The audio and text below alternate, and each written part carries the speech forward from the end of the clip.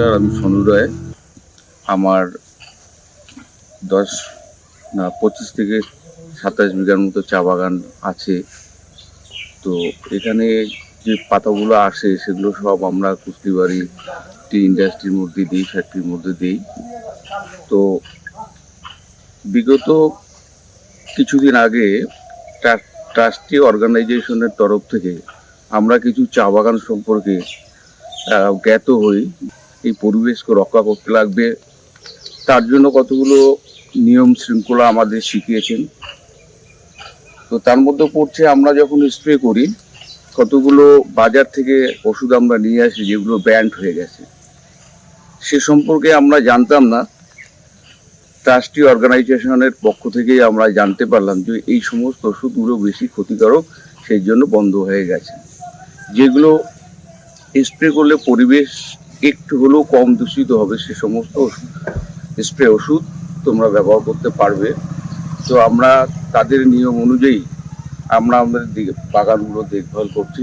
তাতে সত্যি সত্যি বলতে গেলে কি আমরা অনেকটা যেমন অনেক কিছু শিখতে পেলাম এবং অনেকজনকে শেখাতেও পারছি, বলতে পারছি। এখানে স্প্রে করার কয়েকটা পদ্ধতি আমি যেটুকু জানি, যে এখানে মিশ্রণের একটা জায়গা, যে জায়গাতে মিশ্রণ অর্থাৎ আমরা যে কেমিক্যালগুলো মেশাই তারপরে স্প্রে করি, তো সেই সমস্ত জায়গার মধ্যে 3 feet by 3 feet 1.5 feet deep, তো এই তার উপরে বালু দিয়ে ওখানকার উপরে যদি আমরা ওষুধ মিশ্রিত করি তাহলে কি হবে, মাটি দূষিত হচ্ছে না। আর মাটিতে ডাইরেক্ট পড়লে কি হবে, মাটির নিচে যে জলের যে স্তরটা রয়েছে সেটা দূষিত হয়ে যাবে। সেই জল আমরা কিন্তু সবাই পান করি। তো যখন আমরা স্প্রে করব তখন পায়ে বুট জুতা থাকবে, মুখে মাস্ক থাকবে এবং চোখে গ্লাস থাকবে, টুপি থাকবে মাথায় এবং ফুল শার্ট ফুল প্যান্ট পরতে লাগবে।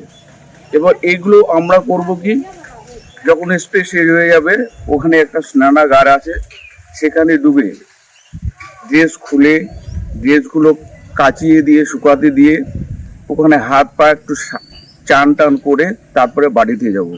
এটা যে নির্দেশিকা ট্রাস্টি সংস্থার পক্ষ থেকে, তাতে আমি প্রশ্ন করে জানতে পারলাম যে আমরা যদি স্প্রে করে ডাইরেক্টলি ঘরের মধ্যে চলে যাই, তো আমাদের বাড়িতে বউ বাচ্চা থেকে মা বাবা ভাই বোন সবাই রয়েছে।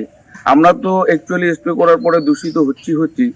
আমরা যদি আমাদের টিউবওয়েল বা কুয়োর মধ্যে গিয়ে স্নান করি, ওই জলটাও দূষিত হয়ে যাচ্ছে এবং আমাদের সংস্পর্শে যে সমস্ত পরিবারের সদস্যরা আসবেন তারাও কিন্তু দূষিত হয়েছে, অর্থাৎ স্লো পয়জনাস হয়ে যাচ্ছে।